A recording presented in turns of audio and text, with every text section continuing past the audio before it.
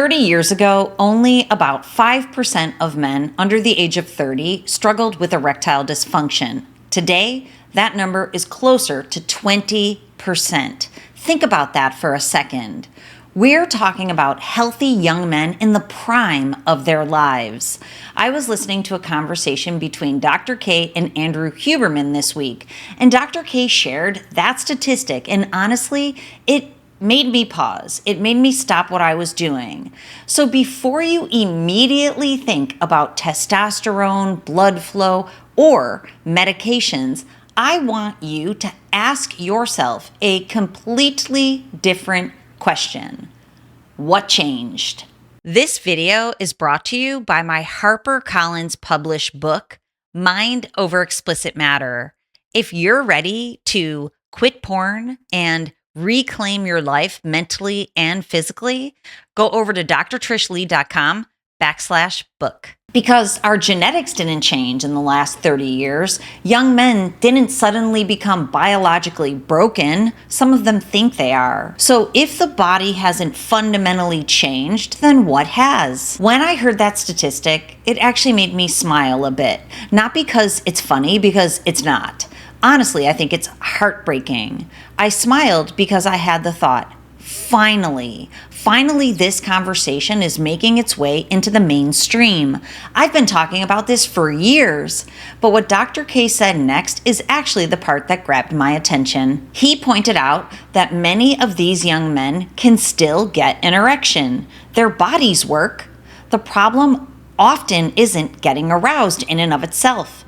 The problem is maintaining arousal with a real-life partner. To me, that's a completely different conversation because it immediately tells us this may not be simply an erection problem. It likely is a reward system in the brain problem. Now, once you hear it that way, you start noticing the clues everywhere. Think about how many Blue Chew ads with young women in them that you see every time you go to a pub or over the last few years. They're on comedy podcasts, sport podcasts, YouTube channels, social media. They are literally everywhere.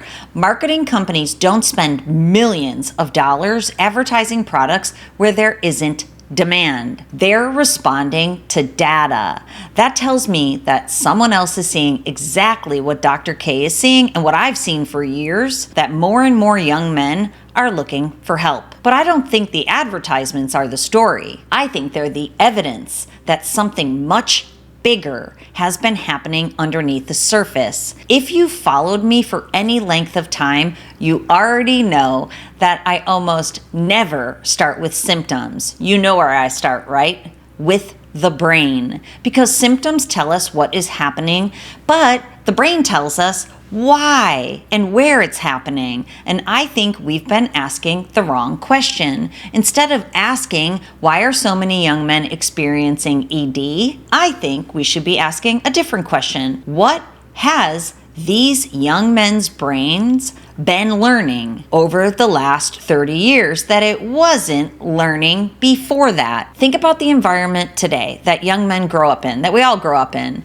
Unlimited internet, smartphones before their brains were fully developed, social media, streaming, gaming, sports betting, infinite scrolling, hypersexual content, and of course, unlimited online pornography. Every one of these industries is competing for the exact same thing, your attention. The longer that they keep your attention, the more successful they become. So let me ask you something. Do you think that your brain experiences that environment every single day and stays the exact same? Of course it doesn't. Healthy brains adapt. That is, in fact, what they're designed to do. Here's the part I think that almost everybody misses. Your reward system is constantly learning what deserves your attention. Whatever repeatedly captures your attention eventually begins to capture your desire. That's why I created the phrase desire miswire. I don't think most young men have lost their desire. I think and I see it in their brains, that their desire has gradually been redirected. When the reward system spends years learning that stimulation means endless novelty, instant gratification, and of course, constant intensity, then real life starts competing with an environment it was never designed to compete against. And I think that's exactly what Dr. K was describing.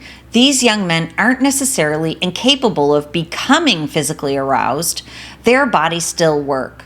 But when they're with a real life partner where intimacy is slower, where it requires more vulnerability, and where it's beautifully imperfect, the reward system is making a comparison. The body isn't failing. The reward system is comparing to high-level artificial intensity.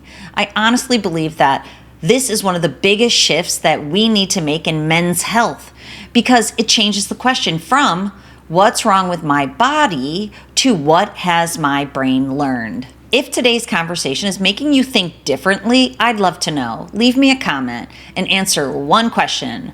What do you think has changed over the last 30 years? I genuinely read the comments, and so many of these videos begin because of the conversations that we have together. And if you're enjoying these neuroscience deep dives, make sure you subscribe, because this is exactly where we're headed. We're taking the biggest conversations happening in culture and asking what they teach us about our brains. Now, here's the hopeful part, and honestly, it's my favorite part of the entire conversation. If your brain has learned these patterns, well, your brain can learn new ones. That is the beauty and the gift of neuroplasticity. I don't believe this generation is broken. I believe this generation's brains adapted to an environment that no previous generation had ever experienced. And if the environment helped shape the brain one way, well then intentional practice can help shape it in the other direction. That's why I've built and spent my career helping people understand their brains before trying to change them. I don't guess, I measure. Because once you understand what your brain has adapted to, you can begin teaching it something better. So I hope that today's conversation has you wondering what your brain has learned. And I would love to invite you to spend time with me. Go over to drtrishleigh.com. I've redesigned it for Desire Rewire. There you'll get practical neuroscience tips, brain health education, and everything that I teach here. You also can schedule time for a clarity call to find out how your brain is performing and what it needs to perform and function better, and how that rolls out into your body. You can schedule a brain map assessment with me, because meaningful change doesn't begin with guessing. It begins with understanding and measuring. So let's go back to the question we started with. What changed? Young men didn't suddenly become weaker, leading to sexual arousal dysfunction.